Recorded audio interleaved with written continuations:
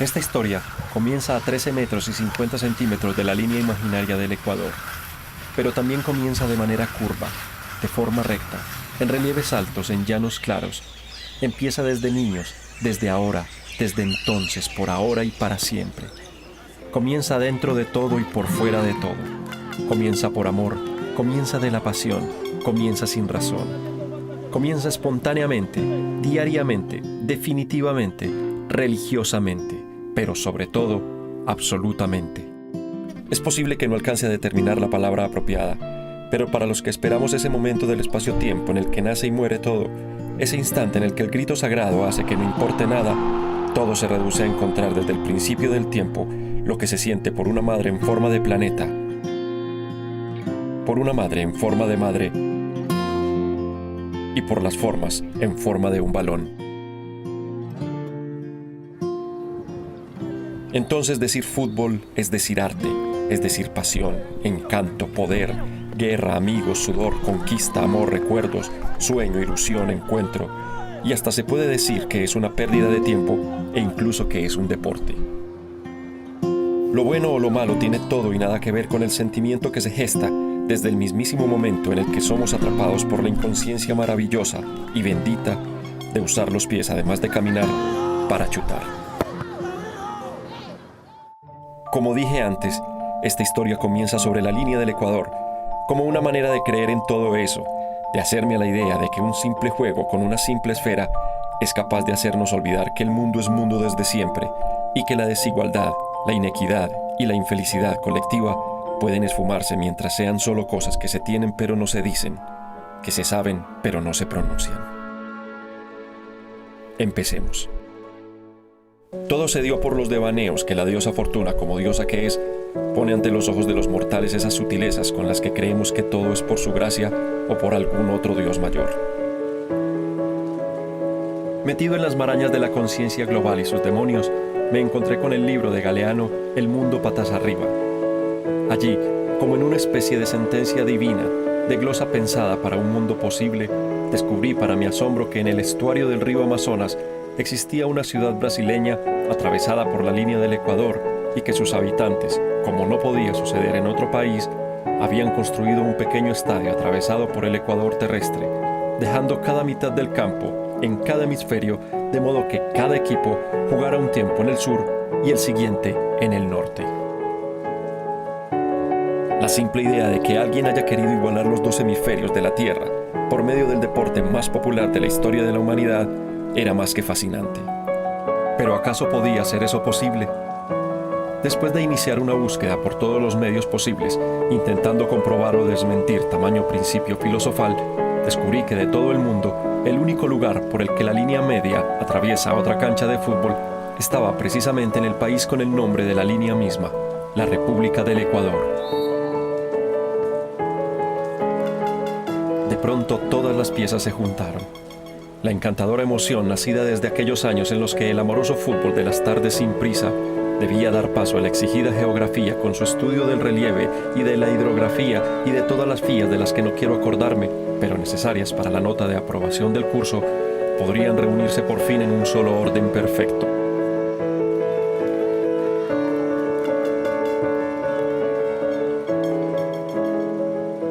Motivado más por una deuda de gratitud que de imposición, iniciaría un viaje que empezaría en Calacalí, parroquia de Quito, capital del Ecuador, sitio del pequeño estadio ensartado por el límite imaginario. De allí daría el salto hasta Leticia, en la Amazonia colombiana, en donde quería tomar un barco o lancha o balsa o lo que fuera, para intentar hallar el por qué Brasil significa fútbol, el Amazonas significa vida, y el fútbol, a ellos, les significa todo. Con suerte, y seguramente mucho cansancio y poco dinero, debería alcanzar Macapá, la última ciudad antes de la desembocadura del río más grande del mundo, y poder conocer, saber, oler y sentir la sensación de ver el planeta partido en dos, parado en la cancha de la mitad del mundo.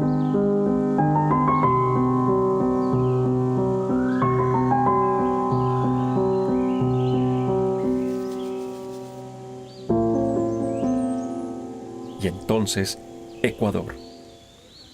Uno de los sitios más visitados del planeta es el monumento de la mitad del mundo, al norte de Quito.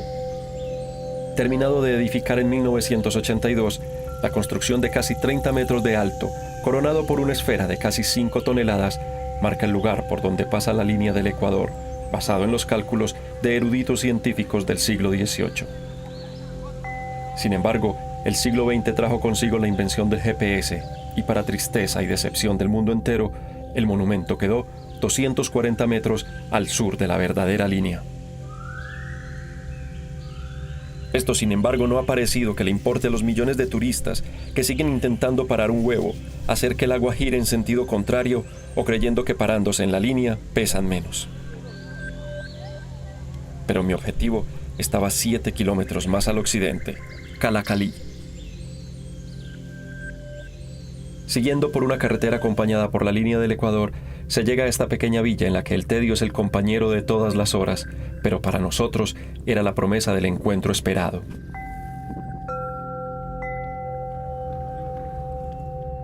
Y entonces, a la entrada del pueblito, con las nubes bajando desde la montaña que la cuida desde siempre, una cancha queriendo ser estadio nos acogió con la sorpresa más hermosa que pudiéramos imaginar. Un grupo de niños con su tutor se tomaban el campo persiguiendo cada cual, como podía, el juguete más preciado de todos. Bien el gatito, bien. ¿Listos? Ahora se ponen de lado. Timo Isa Castro era el nombre del profe que animaba a los niños a que siguieran intentándolo, a no desfallecer, a colmarlos de ánimo y cariño, pero sobre todas las cosas, de sabiduría. Toma, eso. Vamos, dale. Exacto, toma, dale. Con los niños vengo trabajando, de lo que estoy en la escuela, vengo trabajando yo 10 años. Para mí, el resultado en los muchachos, lo que he obtenido es ese carisma, esa inteligencia que cada niño tiene y lleva. Sino que hay muchas maneras que el niño no le explotan lo que él tiene guardado entre él. Yo mismo no he sabido que esto es mi trabajo, mi gusto, mi anhelo, mi vida. Como yo dije, del momento yo agradezco a esta escuelita que gracias a ellos cambió hasta mi forma de pensar, mi forma de vivir. Y no digo que me ha dado económicamente el 100%, pero sí me ha dado una satisfacción de lo que yo he podido dar durante la vida futbolística. Que estoy aprendiendo mucho más con los niños, ser más sincero, más verdadero y no ser mentiroso, porque el adulto miente muchísimo. El niño jamás me miente. Entonces yo sí aprendo de ellos a volver a ser niño. Y es mi diversión. Siempre estoy actualizándome, a diario. Entonces yo creo que el fútbol no hay fin. No hay fin. Yo creo que esto se acabará cuando me llegue la hora de caminar a donde todo camina. Eso. ¿Listos, muchachos? Bien, hijos. Ahora, hacemos con borde externo. Sí, borde externo. La misma, ¿no? Pero borde externo. Mira, ya. Conducimos con la derecha mismo, pero enganchamos borde externo, ¿sí?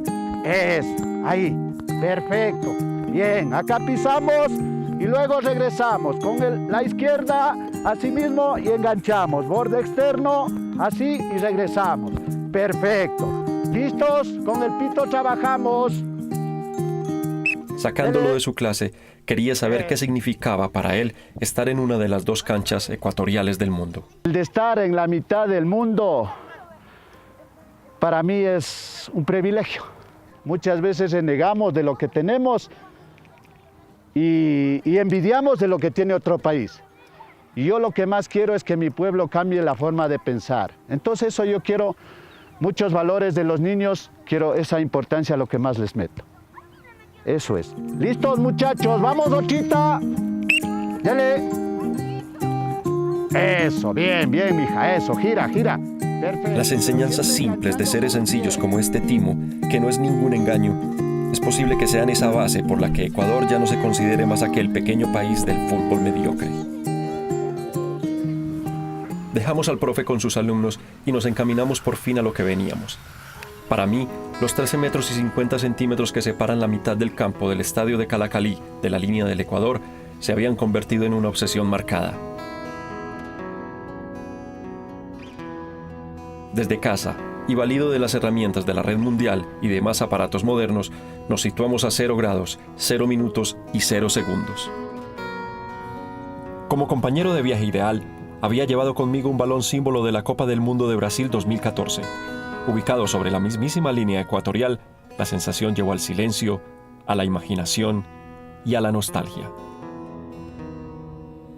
Ahí, en la grama apenas sí incipiente del Luis Calderón, nos trajo el recuerdo de los viejos mapamundis y los planisferios terrestres, con la línea gruesa marcada como referente de que efectivamente la Tierra era redonda, a pesar del empecinamiento de reyes, prelados y sabios de otras épocas.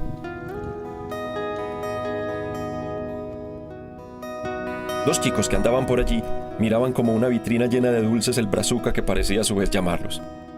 ¿Y cómo no prestárselo?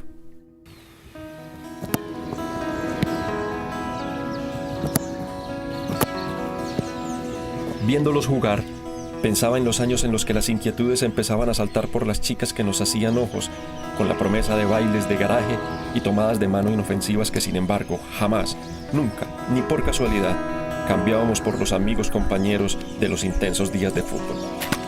Lo siento, Beatriz.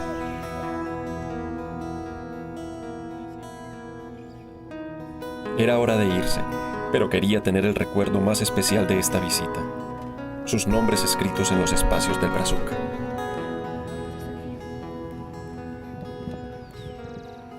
De esa manera terminamos nuestra visita al Ecuador. Era hora de emprender el resto de la aventura por la parte norte de la tierra del que dicen que es rey, la tierra del río mar, la tierra de la mitad del mundo.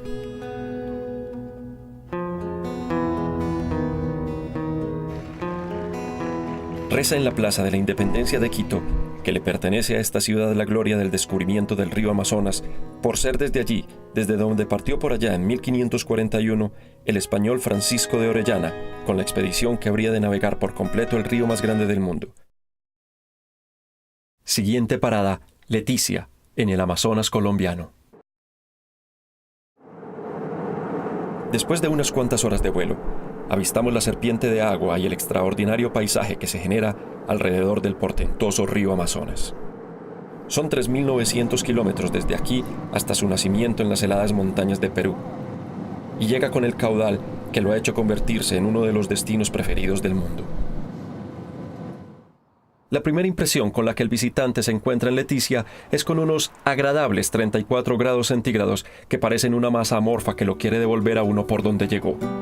Luego, después de que la humedad de casi el 90% ha permitido que el aire le deje espacio a la respiración, se puede ver que esta ciudad es como cualquiera del trópico, con su desorden característico, sus calles a medio terminar, motos en la misma proporción de las personas, comercio de todo y unos 84 metros sobre el nivel del mar metidos entre la selva más espesa del planeta. Sin perder tiempo, le preguntamos al conductor del mototaxi que tomamos desde el aeropuerto en dónde podríamos ver algunas de las canchas de fútbol más representativas de Leticia. La primera sería la del barrio El Porvenir, con la que sin embargo no guardaba muchas esperanzas de que la encontráramos ocupada por ser un día de semana. Cuando llegamos, la decepción no podía ser mayor. Además de estar desocupada, uno de los arcos estaba tapado por una lona verde por la construcción de alguna estructura vecina y los rasgos de abandono se veía que no era de pocos días. Entre todos decidimos seguir a la cancha del 11 de noviembre, donde podríamos tener mejor suerte. Y sí, tuvimos suerte de no perdernos, de contar con maravillosos padres, de ser parte de este inmenso universo, pero con el fútbol, en este barrio del oriente de Leticia, nada. Pensar que siendo las 3 de la tarde, en un campo poco más que apropiado y con un clima sin lluvia y no hubiera nadie dándole puntapiés a una pelota, comenzó a intrigarme. No era lógico. Decidimos dar una oportunidad más y nos fuimos para el ostentoso estadio José María Hernández, testigo de grandes enfrentamientos, imperdibles jugadas, enormes multitudes, impresionantes renacuajos. Podría decirse que las futuras generaciones de estos batracios tendrán una noble cuna, pero habla también del estado en el que se encuentra el máximo escenario deportivo de los leticianos. A su favor debo decir que en el momento en que estuvimos allí, Un hombre cortaba el césped con tramos de 5 minutos de trabajo por cada 30 minutos de descanso. Claro que no me atrevo a criticarlo, dado el calor del mediodía en el Amazonas. El José María Hernández, que fue inaugurado en 1959 y bautizado en honor a un soldado inmolado en la guerra contra el Perú en 1932, ha servido para recibir equipos como el Olímpico Amazonas, Fotocopia Silva, el Atlético Amazonas o a diferentes selecciones de todas las categorías de Colombia, Brasil y Perú, la triple frontera. El fútbol en Leticia ha sido descuidado en general por los dirigentes políticos y deportivos en toda su historia. Esto ha hecho que la cantidad de jugadores que han podido trascender, por lo menos a nivel colombiano, quepan en una sola mano. Y si a esos le sumamos el hecho de que precisamente esta situación desemboque en la apatía, el caldo de cultivo para las distracciones en forma de alcohol, drogas o prostitución, entre otras, está servido para que el futuro siga dejando a Leticia y a esta porción del río Amazonas postrado viendo el deporte más popular de todos en un aparato de televisión.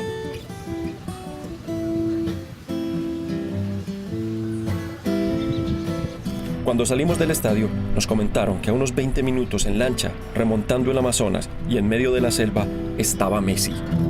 Con esa promesa, nos encaminamos al muelle y contratamos un bote que nos llevara al resguardo indígena de Nazaret, sitio en el que nos habían informado que un grupo de ticunas jugaban al fútbol todas las tardes de la vida por el solo placer de hacerlo y que entre ellos había uno que se destacaba por su calidad y habilidad y por eso lo habían honrado con el apodo de uno de los más grandes de la historia. Al primer contacto con el río Amazonas, la sensación de desamparo, impotencia y reducción de tamaño personal es inmediata. La belleza del gigante no se puede contar, solo digerir. Es como tratar de describirle los colores a un ciego de nacimiento. La única forma posible es estar allí.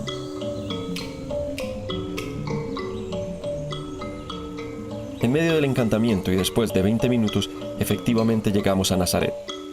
Este resguardo indígena de 14 kilómetros cuadrados y 194 personas basa su vida en el cultivo de pan coger, en la pesca que le provee el Amazonas y en las tardes del fútbol eterno.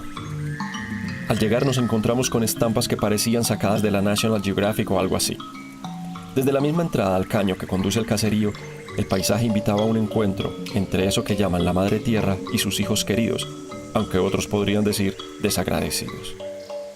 Viviendo unas existencias sencillas, sin el alboroto de ciudades cercanas y con costumbres arraigadas pero permeadas por otras no tan generosas, la vida aquí transcurre a la misma velocidad de una caminada, o de una canoa encallada, o de una tarde de hamaca. Desde que bajamos de la lancha, empezamos a ver signos que nos emocionaron. La pasión, el furor y las señales de sentimientos nacidos casi desde el nacimiento nos hablaron en murmullos evidentes de la afinidad que el fútbol establece incluso con la nacionalidad. Camino de la cancha, construido en lo que alguna vez fue bosque natural, los protagonistas de lo que sería el cotejo deportivo empezaron a desfilar por entre las cabañas. Al acercarnos a la cancha, lo primero que me llamó la atención fue la confirmación de toda la razón que tenía aquel gran pensador que habló de la aldea global y de que el planeta estaba ya reunido todo en una sola red de información, lo que siempre se ha conocido como que el mundo es un pañuelo. Casi sin excepción, las camisetas de los equipos más grandes del mundo vestían a estos indígenas que de esta manera dejaban abandonado todo su arraigo para convertirse en la proyección ticuna de lo más selecto del universo futbolístico. Lo más extraordinario de todo fue poder ver lo imposible, los enemigos acérrimos de siempre unidos por primera vez para un propósito ejemplar, solo en el Amazonas.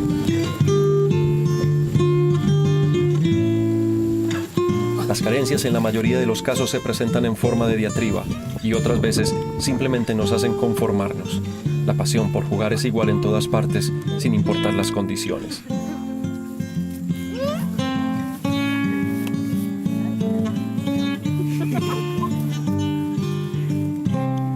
Como en cualquier partido de barrio, la contienda empezó con la selección de los jugadores por parte de los dos capitanes improvisados. Una vez escogidos, a jugar.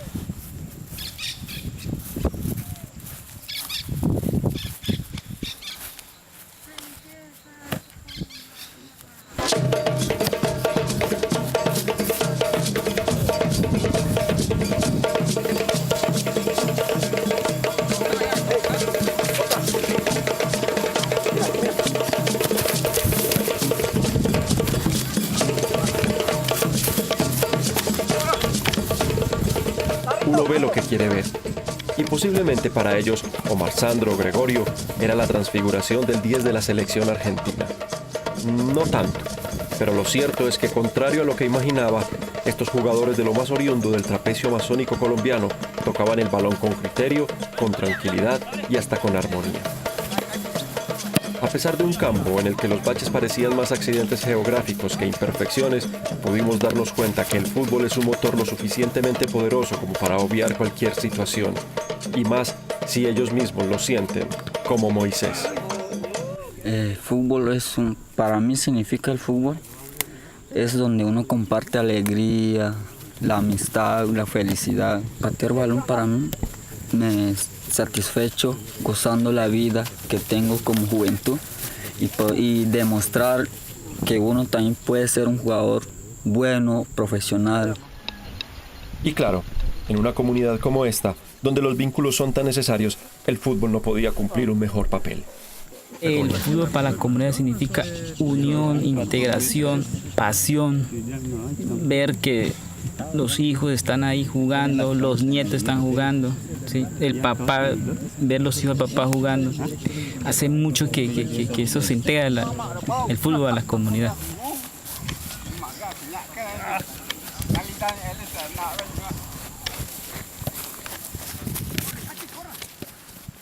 Para la comunidad sería un privilegio pues tener un hijo de Nazaret en el fútbol profesional. Sería un orgullo que Nazaret pues tenga una representación a nivel nacional, cualquiera de los equipos que sean. Las aspiraciones de lugares lejanos y de sueños tan distantes como su asentamiento le daban a esta tarde de febrero caluroso un cierto tinte de nostalgia. Los enfrentamientos recurrentes, tanto de locales como de visitantes, entre equipos de Brasil y de Perú, en los que dividen resultados siempre distintos, es la única manera que tienen para cruzar las fronteras geográficas que se imaginan más allá de su pequeño entorno, y de levantar a las que por su peso posiblemente jamás los dejarán despegar.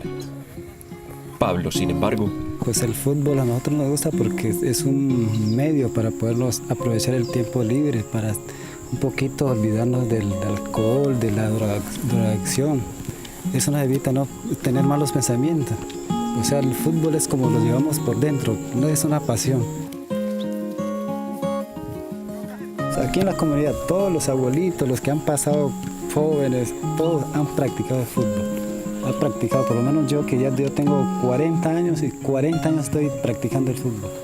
Estando parado allí viendo jugar a estos talentosos en su nivel, jugadores de fútbol, empecé a cuajar una idea que se me convertiría en una obsesión en lo que faltaba de mi viaje. El partido terminó con un 2-1, pero no me di cuenta a favor de quién, y creo que a nadie le interesó tampoco porque no hubo algarabías o festejos desaforados. Finalmente ese es el sentido básico que en todas partes este juego transmite allá en lo profundo y que no persigue más que hacer sentir por un instante que el universo gira en torno a ahí.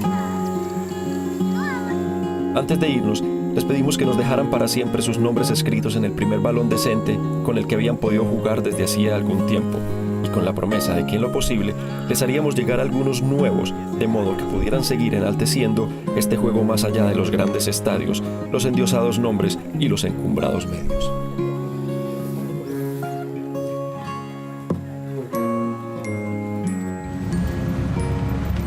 Leticia y Tabatinga son ciudades siamesas. Una línea tan imaginaria como la del Ecuador misma marca el límite más sureño de Colombia con la República de Brasil. Allí las costumbres y el comercio se entremezclan de manera tal que el portuñol domina una gran parte de sus cascos urbanos y ni siquiera se hace un proceso migratorio entre los dos países. Estando en Brasil, nos fuimos en busca del talento innato de este país continente que ha hecho del fútbol su himno nacional. Lo primero era visitar su estadio de fútbol municipal. Sin embargo, cuando llegamos, nos dimos cuenta de que estaba cerrado y al preguntar, nos dijeron que desde hacía muchos días nadie jugaba allí. Un poco decepcionados, seguimos buscando pequeños campos en los que pudiéramos ver el talento imaginado. Después de buscar por al menos 2 horas, nos encontramos por fin con uno de los lugares más hermosos que pudiera concebirse para hacer una cancha de fútbol.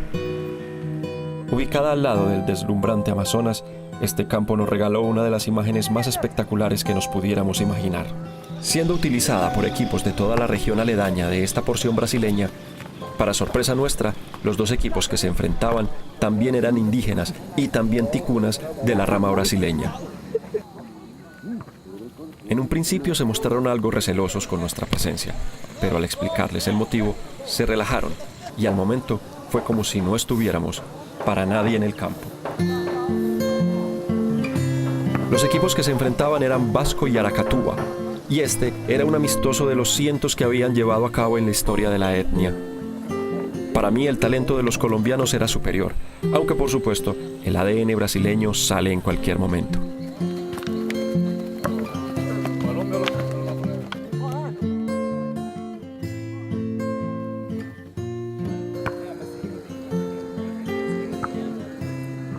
Con un 5-2 final a favor de Vasco, terminó el partido.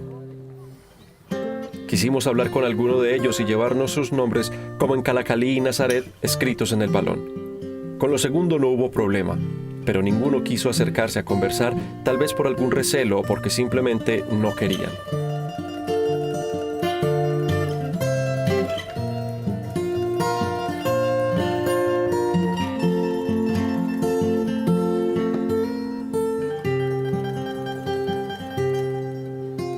Así emprendimos el camino de regreso a Leticia, a donde debíamos llegar para alistarnos y empezar el viaje por el Amazonas al día siguiente, a bordo del barco que nos debería llevar a Manaus, la capital del estado del Amazonas, en Brasil.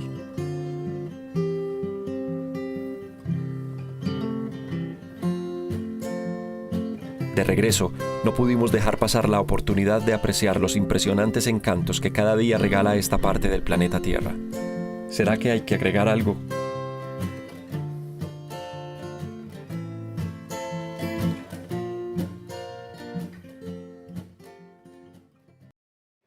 Esa noche, comencé a darle cuerpo a esa idea que nació allá en el resguardo de Nazaret. Antes de emprender el viaje, había hecho un contacto con un equipo aficionado de Macapá, nuestro lugar de llegada. En ese entonces, la idea era que pudiéramos encontrarnos para hablar de fútbol, compartiendo modos de pensar y de sentir, pero unidos por el puente sin estructuras que es este deporte. Se me ocurrió entonces que nos viéramos en el estadio de la mitad del mundo, que me dejaran jugar en algún equipo improvisado si fuera por 2 minutos y 27 segundos, y me permitieran tener el inmenso honor de haber pisado el gramado más cargado de connotaciones que se me pudiera ocurrir. Las gestiones para el préstamo del estadio y demás tendrían que ser hechas por ellos, por obvias razones, y nosotros tendríamos que hacer 2 cosas. La primera era un correo electrónico, y la segunda, esperar. La siguiente etapa de nuestro viaje a la cancha de la mitad del mundo comenzó ruidosa, algo incómoda y no muy glamorosa que digamos. El mototaxi que debía transportarnos hasta el embarcadero de Tabatinga se bamboleaba como poseído por algún demonio amazónico. Después de unos 20 minutos de recorrido, a eso de las 9 de la mañana, llegamos al puerto. La primera impresión es que uno llega a una terminal de buses intermunicipales y no a un embarcadero del río más grande del mundo. La cantidad de gente de todas las procedencias, condiciones y hasta edades, y de artículos tan disímiles que servirían para llenar los almacenes de comercio de cualquier ciudad, crean cierto abrume que se entremezcla con el calor que a esa hora del día ya ha empezado a hacerse poco menos que insufrible. La cita del abordaje es de 3 horas de antelación que deben sortearse con estoicismo, paciencia y mucha resignación. Los tiquetes comprados con anterioridad no significa que aseguren un puesto determinado en el barco, y por eso, la fila para ingresar lo más rápidamente posible apretuja la carga que inconfundiblemente nos pinta como habitantes de un mundo en desarrollo o ubicado en tercer lugar de una escala que nunca comprendí o simplemente un mundo real, complejo y vivo.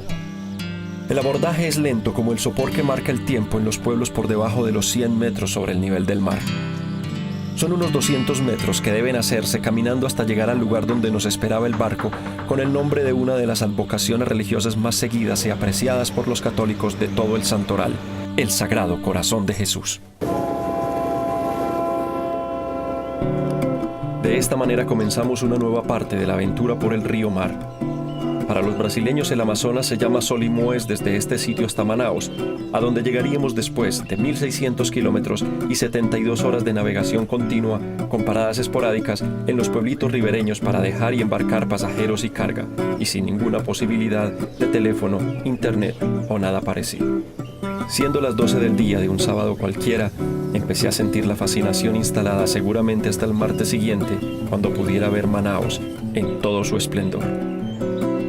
Ese primer instante, como todas las primeras veces, se quedó definitivamente en la parte de la cabeza en donde reside lo insuperable.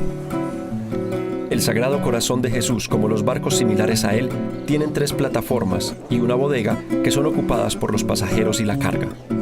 En los 2 primeros pisos, el viaje, no importa si es por 2 horas o por 72, debe hacerse en el confort, como quiera que éste se conciba, de una colorida hamaca tropical. Además de tener que ser traída por cada quien, la acomodación es sin reservas y los mejores sitios son tomados por los primeros que ingresan, hasta que las 2 plataformas quedan colmadas sin espacio apenas para respirar. El equipaje no se guarda sino que se cuida, debido a que no existen armarios o cajones para tal propósito. Por lo tanto, lo ideal es viajar en compañía o hacer amigos de viaje que ayuden en la vigilancia.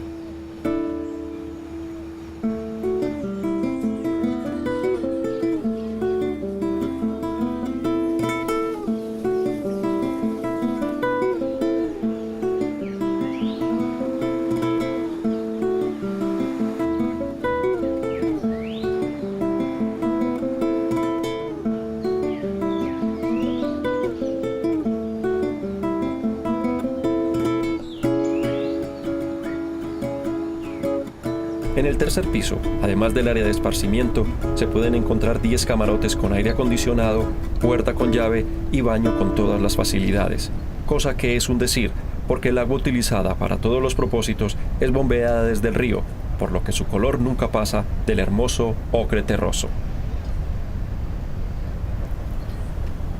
El viaje en hamaca es el más utilizado no solo por su bajo costo, sino porque es el preferido por la cantidad de turistas, la mayoría del norte, que no entienden cómo los pueblos del Ecuador alcanzan a vivir como viven y desean tener la aventura de haber sobrevivido a 3 noches con sus días a esta especie de suplicio tradicional.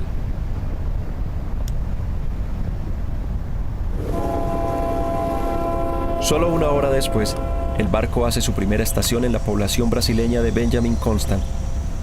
Desde aquí nos habituaríamos a la cantidad de paradas que el Corazón de Jesús y todos los barcos de su tipo realizan a lo largo de su recorrido, al ser este el transporte más accesible en el que pueden transportarse por grandes recorridos los habitantes de esta región del mundo. El río Amazonas, que según su tramo y el país por donde pasa recibe los nombres de Yoqueta, Apurímac, Ene, Tampo, Ucayali, Marañón, Solimoes y Amazonas, fue navegado en su totalidad por Francisco de Orellana por allá en 1541, solo 50 años después de la primera venida de Colón a América.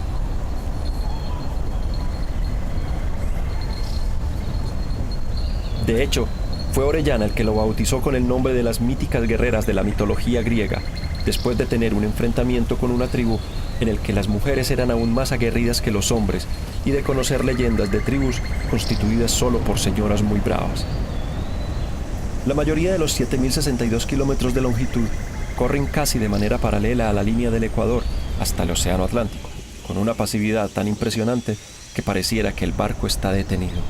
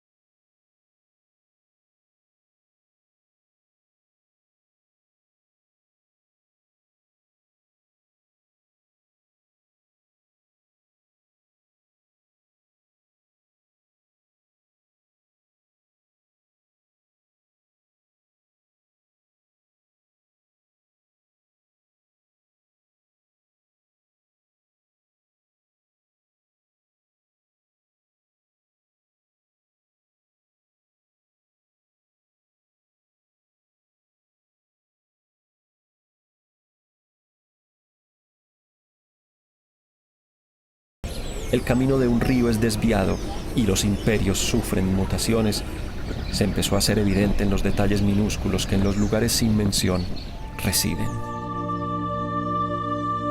Un vaso que se resbala sin ser determinado. Las sombras que danzan por la tarde. Una cuerda que sostiene algo. Un alma sin su cuerpo.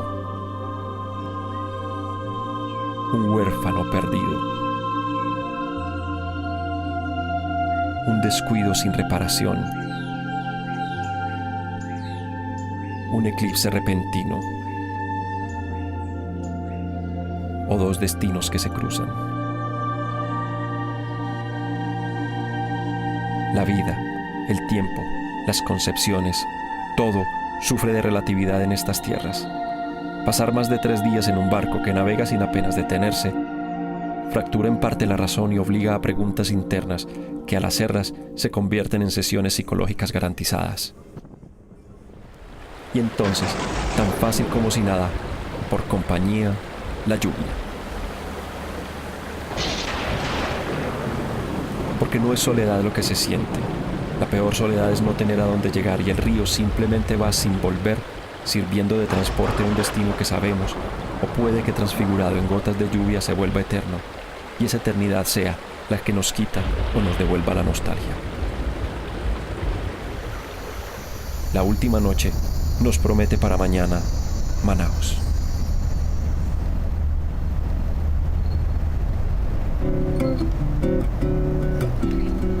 Con una lluvia incipiente que caía desde el día anterior, las primeras imágenes del puerto más importante de la cuenca amazónica comenzaron a vislumbrarse.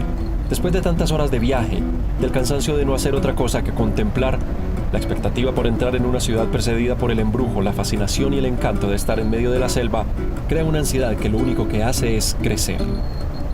Desde que nace, el Amazonas recorre unos 5.500 kilómetros para llegar a este punto, recibiéndolo en un matrimonio que hace palpable aquello de juntos pero no revueltos. El principal afluente del río Amazonas es el Río Negro, bautizado así por la expedición de Orellana hace más de 4 siglos por el color de sus aguas. Jamás se mezcla con el Amazonas por las propiedades químicas de sus aguas, dando un espectáculo sobrecogedor, al punto de que embarcaciones pequeñas ofrecen viajes para contemplarlo de manera más cercana. A pesar de lo que se cree tradicionalmente, Manaos no puede contarse como una ciudad sobre el Amazonas, pues es sobre el Río Negro que está asentado su casco urbano.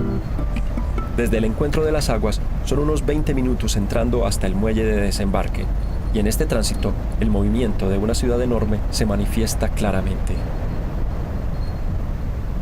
Capital del estado brasileño del Amazonas, este puerto ha tenido un desarrollo tan importante que actualmente permite la entrada incluso de transatlánticos de gran calado.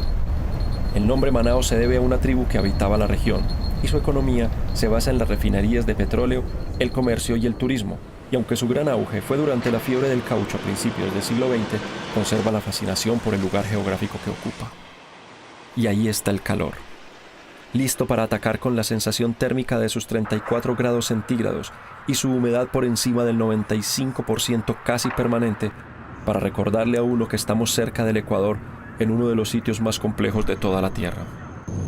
Después de abandonar el barco con el sentimiento encontrado de haber experimentado algo que se vive una sola vez en la vida, pero que siquiera se vive una sola vez en la vida, tomamos un taxi que nos llevara al hotel. Ahí es que puede verse todo el fragor de esta ciudad tan ciudad como cualquiera del tercer mundo, en un país con pretensiones de ser del primero. Los más de 2,5 millones de habitantes distribuidos en su área metropolitana viven en su mayoría en el casco urbano, haciéndola una de las más pobladas de todo Brasil. ¿Y del fútbol qué? A decir verdad, fue la primera decepción.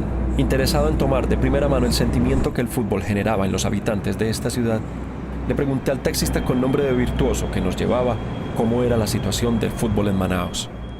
Atualmente, futebol Manaus é cenário nacional Série D. É a 4ª divisão do futebol nacional. E os times que tem aqui atualmente está na campeonato amazonense, né, campeonato local, e disputa também a Copa Verde, né, que é um campeonato da região amazônica. o futebol aqui não sobrevive só do futebol, né? Acho que para talvez melhorar um pouco teria que ter incentivos, patrocínios, os que eles não têm atualmente, né? Há muito tempo não tem, por isso que o futebol está onde está, né? Os times são pequenos, não tem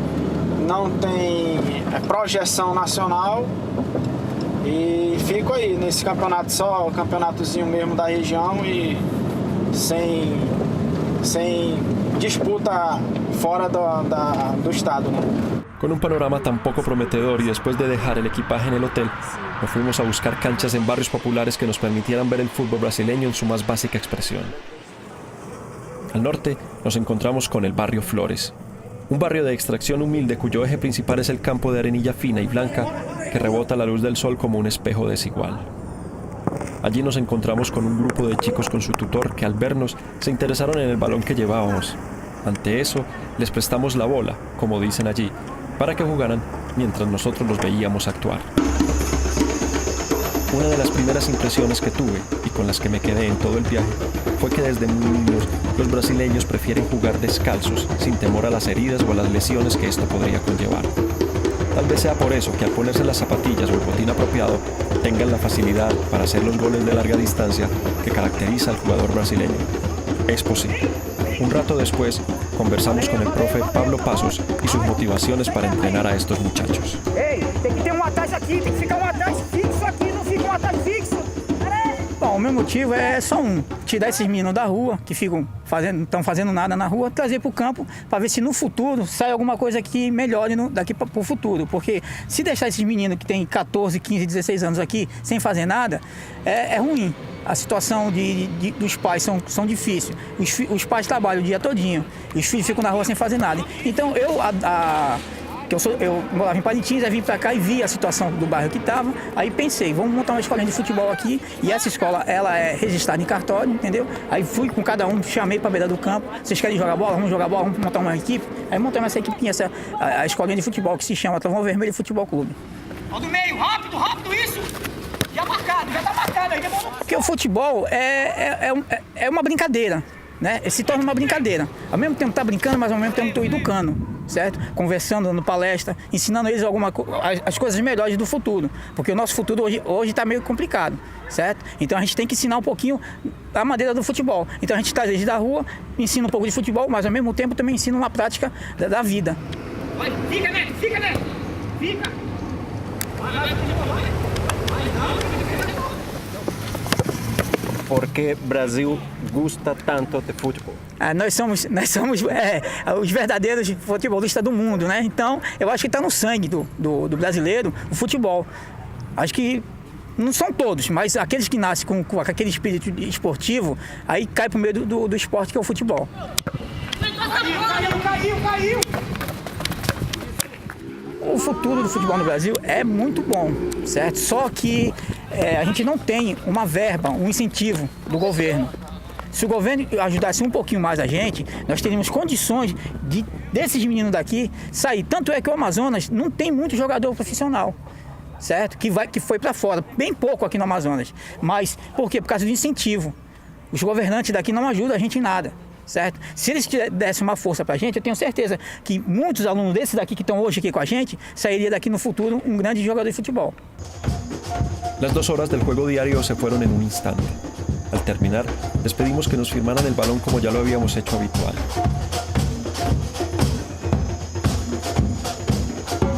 Como en todas partes del mundo, la falta de oportunidades en todos los espacios y actividades son los que truncan carreras y también en los barrios populares de Manaus, Brasil, la posibilidad de salir de la pobreza podría ser dándole patadas a un balón de fútbol. Y entonces la amargura. Estando en esas, un habitante del barrio se acercó a decirnos que era mejor que nos fuéramos, pues era inminente que fuéramos asaltados. Como en cualquier barrio, en cualquier país del mundo. Y como si necesitáramos un lavado para el ánimo,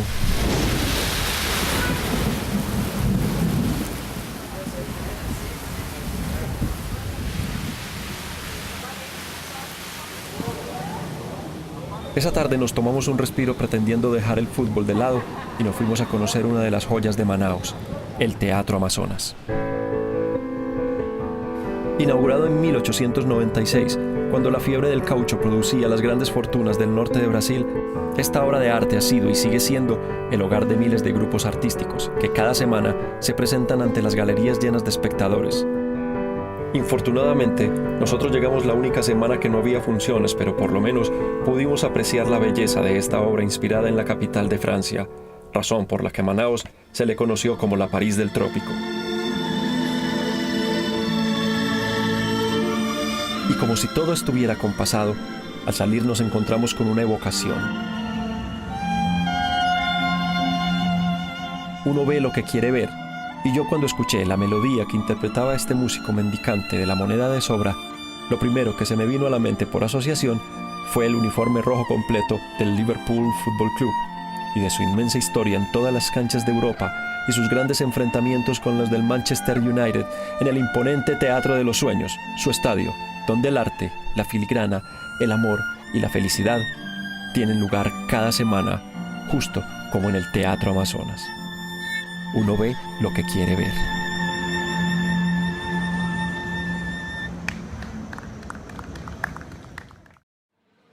De regreso en el hotel, consulté mi correo para ver si había tenido alguna respuesta desde Macapá. La respuesta, aunque un poco lacónica para mi gusto, fue positiva. El Río Norte nos confirmaba que podíamos encontrarnos en el estadio Serao de Macapá, que ya todo estaba listo para atendernos y jugar. Todo estaba perfecto. Ahora el viaje tenía un mayor sentido. El solo hecho de pensar que podía al menos pisar el gramado de la cancha de la mitad del mundo me confería un honor vivido por pocos en el planeta. Con esa sensación comenzó el día siguiente.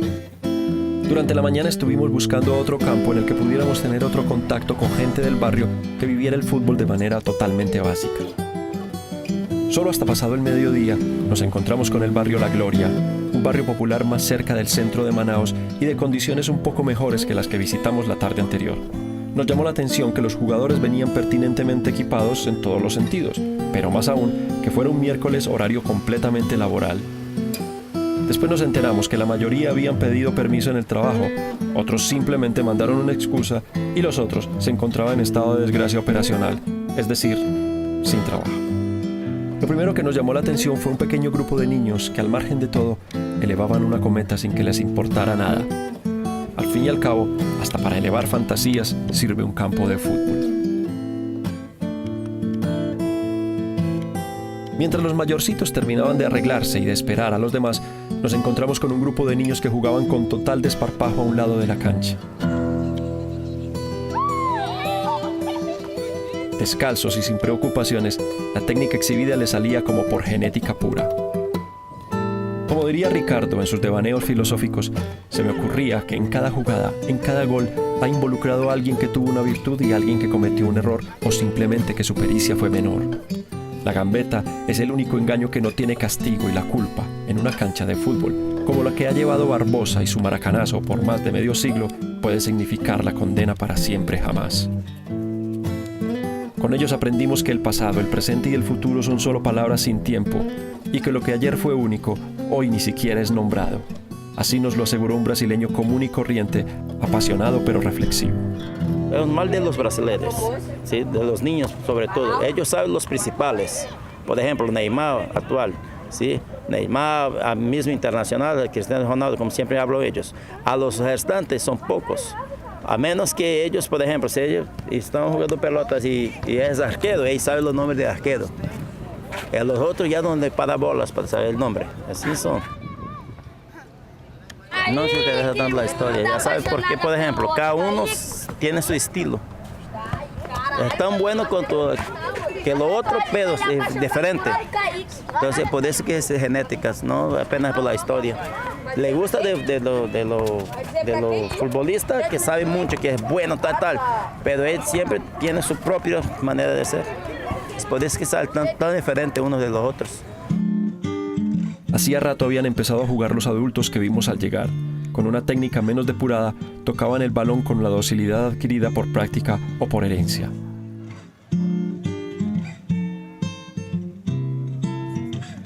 En el medio tiempo hablamos con uno de ellos. Faz parte da nossa cultura, né? O futebol brasileiro respira futebol, tem uma torcida apaixonada. Nós que somos independentes do estado, a distância, dos grandes centros ou não, todo mundo gosta de futebol. Então, você pensa em futebol e respira futebol 24 horas. Todo brasileiro sonha com futebol e com o objetivo do futebol. Eu, por exemplo, já passei da minha fase de profissionalismo, etc. Mas tem muito garoto que sonha ainda com ser um Neymar da vida ou um outro ídolo qualquer do futebol. Então eu acho que isso faz parte do sonho também do brasileiro.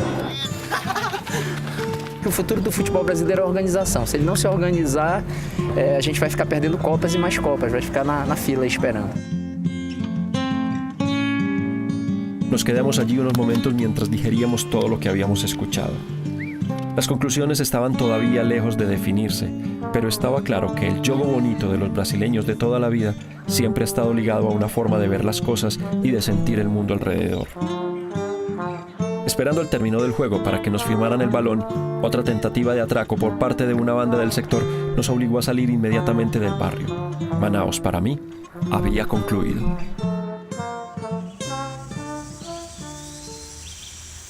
Alguna vez Italo Calvino dijo que la imaginación es un lugar dentro del cual llueve. El proceso imaginativo propio del desempeño mismo del fútbol tal vez no requiera de artilugios o elementos más extraños que un balón o una necesidad de ser feliz o de salir adelante o de vencer o de mostrar superioridad. Pero la geografía impacta e importa como las costumbres y hace que se establezcan líneas imaginarias que nos dividen en países y nos separen para siempre. Amarrada a la monotonía del nuevo viaje en barco, la lluvia nos acompañó gran parte de los 2 días de viaje hasta Santarém, la segunda ciudad más importante del estado norteño de Pará. Tendidos en hamacas como antes, con el mismo tedio creciente de antes y con muchos más kilómetros en la espalda, los signos también nos acompañaban para no dejarnos olvidar que por donde quiera que fuéramos, el deporte más multitudinario de la historia siempre estaría con nosotros mientras estuviéramos en este país. Siendo ya la tarde, justo antes de entrar a la ciudad, cruzamos otro río oscuro con el nombre de Tapajós y después Santarém. Santarém no es una gran ciudad, ni un gran puerto, ni un gran lugar en el mundo. Es conocido por un hermoso balneario a 30 kilómetros al que no tuvimos tiempo de ir y no más.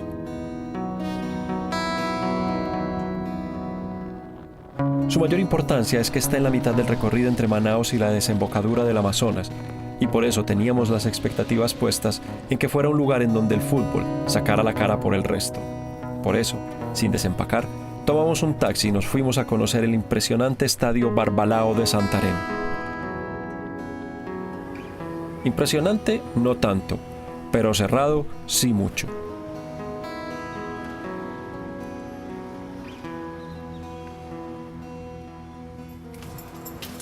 Nuestro primer encuentro con el fútbol de la ciudad no era el mejor, pero lo dejamos como asignatura pendiente para después.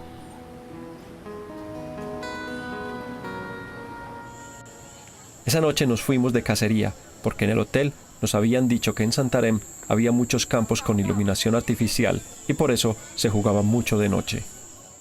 Después de un corto recorrido y guiándonos por unas luminarias a lo lejos, llegamos al barrio Prainha. Después de unos 60 minutos y con una temperatura que parecía de día, el juego terminó, solo para dar paso a unas chicas que esperaban desde hacía rato su turno. Este fue un encuentro afortunado. Hablando con alguna de ellas, supimos que tenían un equipo apenas naciente, que jugaban desde muy pequeñas con sus hermanos y que solo hasta este año habían podido juntarse con la ayuda de un amigo que las entrenaba para formarse como equipo. O futebol feminino a gente está começando a levantar ainda, entendeu? Tá vindo muito de baixo para tirar o pessoal da rua, para botar numa instituição de escola, fazer uma coisa melhor, ocupar a mente com esporte, ao invés de estar fazendo algo na rua. A gente está tentando tirar as pessoas que estão lá embaixo, a gente está montando um quadro esportivo e a gente entrou na primeira competição, que é o Campeonato Santarém, Copa Norte. Y si queda alguna duda de por qué el fútbol crece silvestre en Brasil,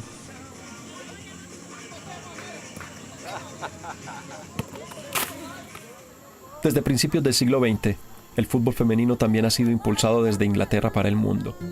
La Primera Guerra Mundial propició que las esposas de los soldados que debían marchar al frente se juntaran en el pasatiempo más popular de entonces. A partir de allí, Las ligas femeninas de todo el mundo han visto un fortalecimiento a tal grado que países sin tradición, como Estados Unidos, han podido ser campeones del mundo exhibiendo una técnica tan exquisita como sus pares masculinos. En Brasil la cosa no ha sido distinta.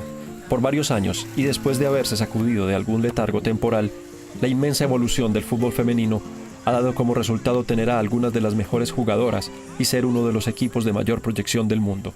Pero todavía falta.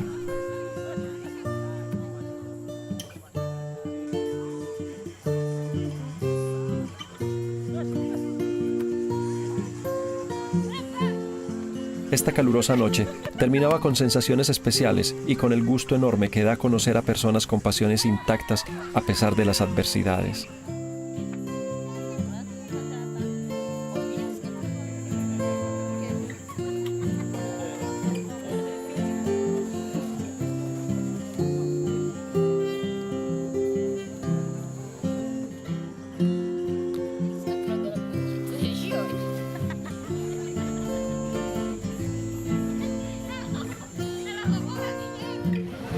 Al día siguiente, supimos de un juego aficionado en el campo del norte, en el barrio Santísimo.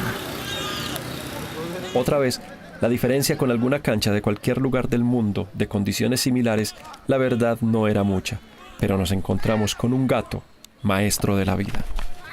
Porque o brasileiro, ele se dedica mais ao futebol, entendeu? Por isso que o futebol brasileiro, ele tem uma compensação porque o pessoal faz um investimento muito grande no futebol. Então o nosso futebol cada vez mais é subir, não progredir, né? Tem a tendência mais é subir. Por isso que nós estamos felizes de trabalhar com essa base sub-17, que é a nossa base sub-17, depois do sub-17 mesmo sub-20, é aí que saiu o amador e o profissional. Então a gente se dedica muito esses jovens para tirar eles de rua sobre droga, essas outras coisas, para não fazer coisa ruim. Então o que mais a gente tem é dedicar para eles uma coisa boa para eles.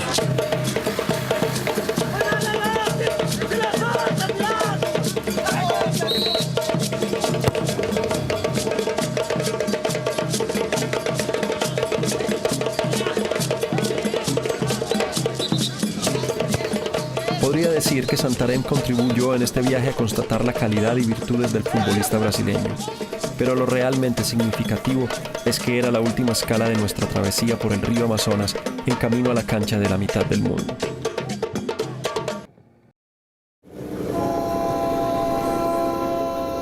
La Portinari, que sirviera de inspiración a Dante, ponía su nombre para llevarnos en esta divina comedia que emprendiéramos ya no sabía cuántos días atrás. El tiempo se había detenido hacía mucho, y solo el artilugio del calendario escrito me situaba en el presente verdadero. Un presente que en el miedo inveterado al Amazonas yace la evidencia de que, como la mujer deseada, está hecho de fatalidades. Y ahí el color. Verde tarde. Verde lejos. Azul allá. Marrón miedo. Amarillo calor.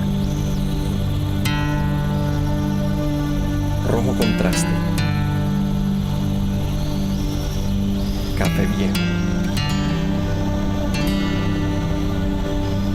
Blanco salida. Naranja contigo. Verde verde. Y negro en su magnífica desolación.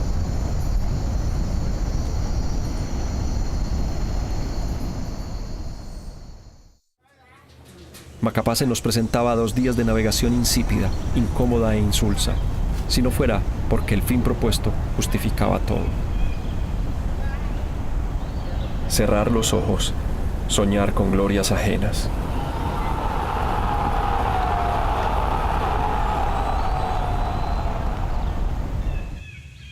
A 6.850 kilómetros del nacimiento del río Amazonas está Macapá. La cita concertada desde Leticia se había fijado justamente para este día, y la hora apenas era la justa para cumplirle al equipo pactado. A decir verdad, El hecho de que Macapá hiciera parte del estuario del Amazonas o que fuera la única ciudad capital brasileña sobre el Amazonas, o saber que los aborígenes de estas tierras decían que aquí el año comienza 2 veces, en marzo y septiembre cuando el sol atraviesa los equinoccios, o que inclusive hubiera un fuerte con el nombre de San José, construido para defenderse de los ataques de otros colonizadores y que nunca fue utilizado, me importó poco. Yo lo que quería era estar en el Serao.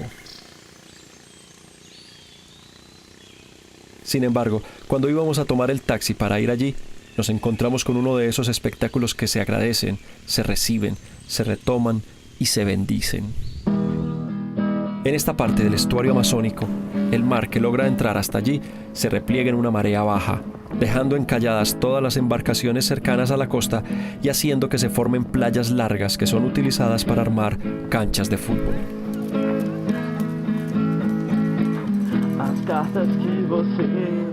La técnica que pudimos ver allí podría ser la envidia de muchas selecciones de fútbol juvenil del mundo. 2 de estos adolescentes, a mi juicio, tranquilamente serían los delanteros titulares de la selección Brasil de cualquier época.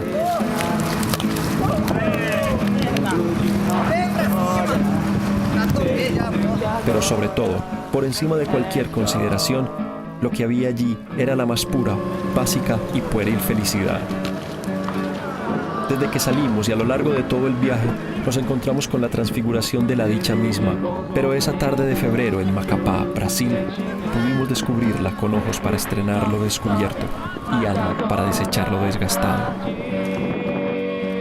Antes de irnos, por supuesto que debíamos tener las firmas de estos cracks embarrados por la arena del Amazonas y guardar para siempre la dirección de esas miradas que resumieron en esos pocos instantes la esencia del por qué se hacen grandes travesías, se invierte todo el dinero, se trasnocha como sea, se madruga sin importar cuánto, se habla sin descanso, se pelea sin razón, se gestan matrimonios, se soportan tempestades o se espera eternamente a que el balón ruede por fin.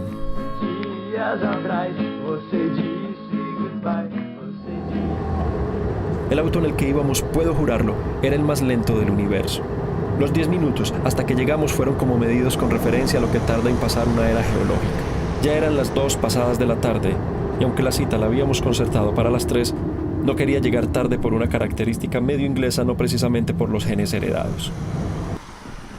Justo antes de llegar, nos encontramos con el punto de referencia que necesitábamos para precisar el lugar, el obelisco que marca los 0 grados, 0 minutos y 0 segundos.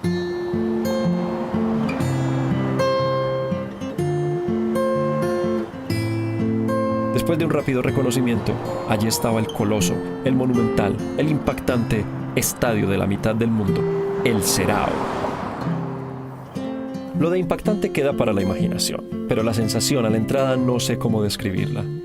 Lo que esperaba encontrar era una cancha elemental, con graderías de cemento típicas de estadios de ciudades similares, accesos precarios y desorden garantizados. Lo que vi fue un estadio pequeño pero hermoso que había sido reinaugurado hacía poco por la alcaldía de Macapá, consciente de la importancia y la proyección que podría tener incluso a nivel mundial. Por lo que supuse había sido la planeación del partido con el club macapaense, pudimos entrar sin complicaciones y aunque el estadio estaba sospechosamente vacío, pensé que todo estaba arreglado y que si nos retrasábamos un poco no tenía ninguna importancia. Serao significa Gran Cero por su referencia a la latitud cero en la que está ubicado y fue inaugurado en 1990 con el nombre del automovilista Ayrton Senna. La ironía fue que rápido se le puso el nombre de un dirigente fallecido del fútbol de la ciudad. Al subir a la tribuna, lo primero que quise hacer fue buscar la referencia de la línea central del campo y compartir, como muy pocos en todo el planeta, la sensación de ser dividido por la línea del Ecuador en un estadio de fútbol. Decir que el cuerpo o la mente experimentan algún proceso físico-químico por medio del cual se establezca una conexión cósmica más allá del plano cognitivo en el cual vivimos, no. Pero el hecho de que hacia mi brazo izquierdo estaba toda la historia, la creación, la evolución, México 70, los campeonatos seguidos del Real Madrid, el Alemania-Francia de España 82, los momentos y jugadores inolvidables de todos los clubes y selecciones nacionales de Inglaterra, Italia, Alemania, España, Francia, y que hacia mi lado derecho se encontraban los lugares en donde habían nacido el Santos de Pelé, el Boca de Maradona, el River de Di Stéfano, el Maracanazo, el campeonato del 78, el gol olímpico de Don Marcos, Eso sí daba una cosquillita que subía por la espina dorsal.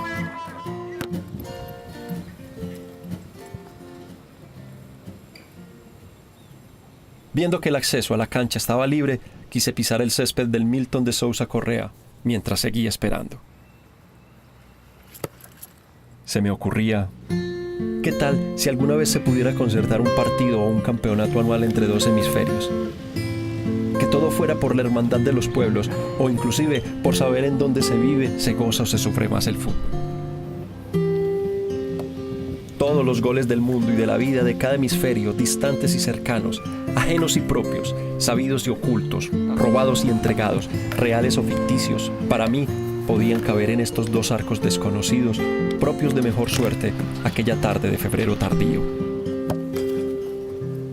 Porque el fútbol jamás se olvida, jamás se odia, jamás se envilece, jamás se consume en sus líquidos de ponzoña como si lo hacen las guerras fratricidas de propósitos a la larga inocuos. El fútbol siempre se reinventa, se retrata, se recompone, se adora, se respeta o se regala. Jorge Valdano dice que el fútbol es lo más importante de las cosas menos importantes, pero que falta nos hace para romper el hielo, para el cariño, para fortalecer, para reventar, para idolatrar, para sufrir o llorar o blasfemar. Desde pequeños pensamos patear cualquier cosa y desde entonces nace una historia de amor que en la mayoría de los casos dura para toda la vida, más allá de organismos, asociaciones o entes que regulen lo que se gesta en el corazón. La incapacidad o la habilidad propias se proyectan en el amor por el color de una camiseta con sentimientos tan complejos como los filiales o sentimentales, y a eso jamás se le podrá aplicar la ley tal, parágrafo cual, de nada. El fútbol es un organismo vivo que se fortalece en los grandes estadios del mundo, pero su semilla estará para siempre intacta en los campos de todos los barrios de la vida.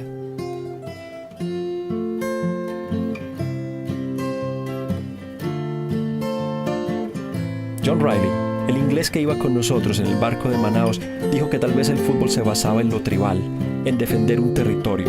Es posible que así sea y tengamos que indagar dentro del cuerpo calloso del cerebro. Sin embargo, no importa dónde nazca, sino lo que nos hace sentir, sin importar cultura, ideología, edad, región o condición. Eso nos hace iguales como género, pero distintos en lo que perseguimos, y convierte una esfera simple y un juego simple en el más desigual de los terrenos de nuestra cotidianidad. Alguien alguna vez dijo que el fútbol era la única religión que no tiene ateos, y ese carácter de sagrado le confiere un rasgo de perfección que no tiene, pero media y vive por su creencia de ella y de ser alcanzada en los pies de algún nuevo Dios.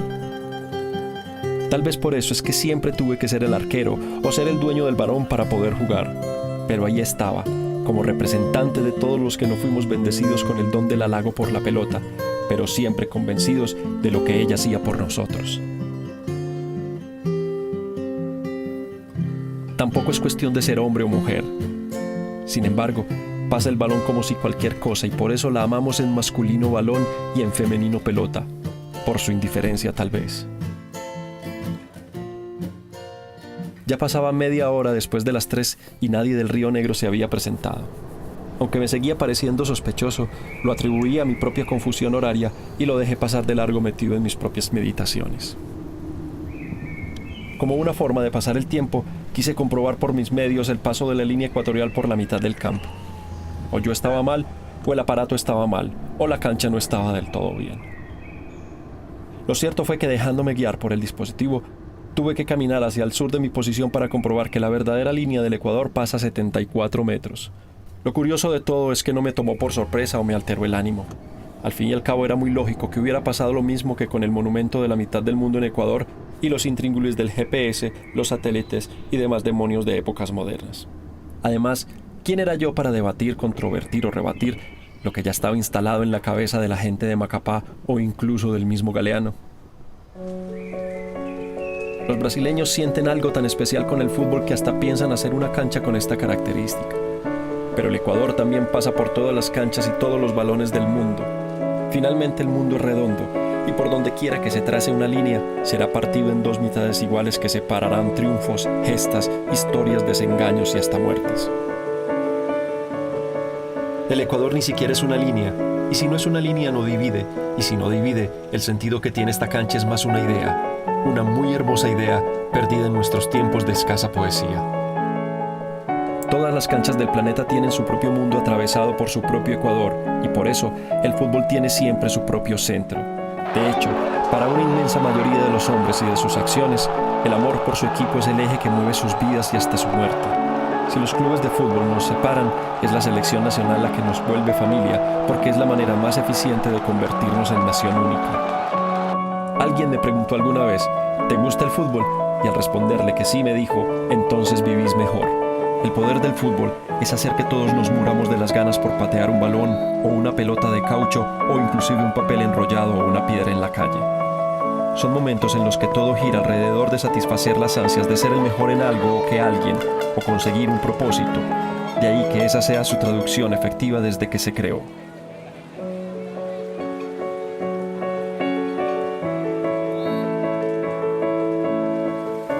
Esta historia empezó a 13 metros de la línea del Ecuador, pero no tiene final porque no importa cuántas palabras o cuántos libros o pastorales inmensas se editen para intentar explicar qué nos hace sentir el fútbol.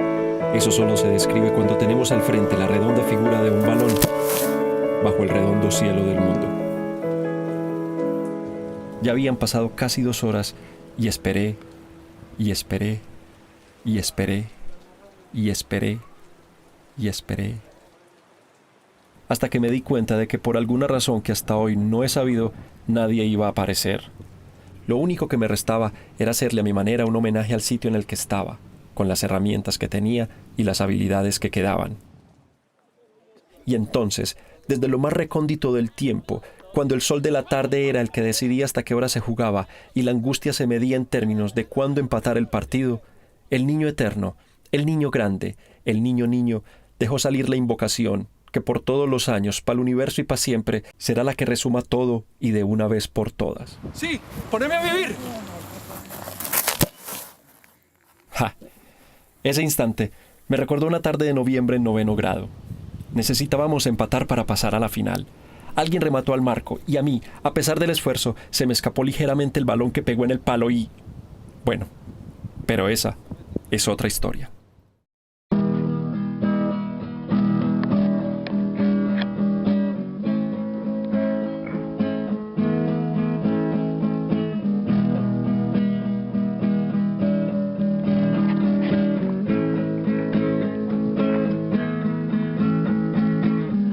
Cartas que você deixou comigo estão guardadas na minha gaveta.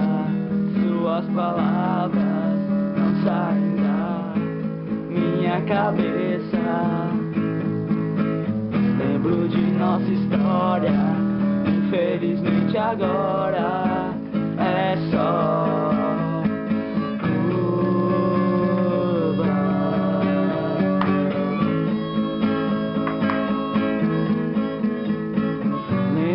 bons momentos, todos os sentimentos. Lembro de nossa história, mas agora é tarde. Você disse goodbye, você disse goodbye, você disse goodbye, você disse goodbye.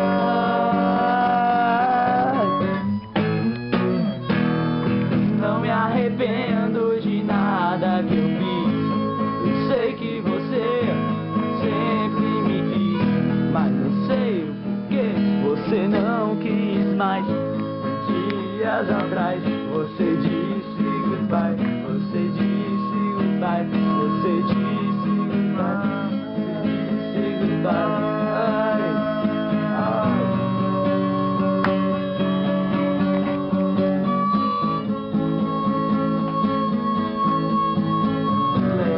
Bons momentos, todos os sentimentos. Lembro de nossa história, mas agora